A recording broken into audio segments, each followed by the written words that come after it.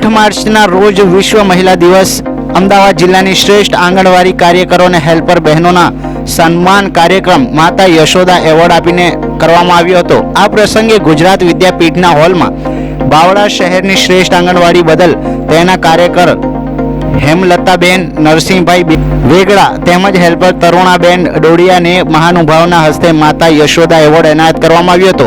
આ પ્રસંગે બાવળા તાલુકાના બાળ વિકાસ અધિકારી ઇન્ચાર્જ શ્રી CDPO અરુણાબેન જે લીંબાવત ખાસ ઉપસ્થિત રહ્યા હતા। જિલ્લાની અનેક બહેનોના સન્માન કાર્યક્રમમાં અમદાવાદ કોર્પોરેશનના ડેપ્યુટી મેયર ગીતાબેન પટેલ, વિભાગના પ્રોગ્રામ ઓફિસર પારુલબેન નાયક, મહિલા અને બાળ વિકાસ કલ્યાણ સમિતિના ચેરમેન રમીલાબેન પટેલ મંચ પર મહેમાન બન્યા હતા।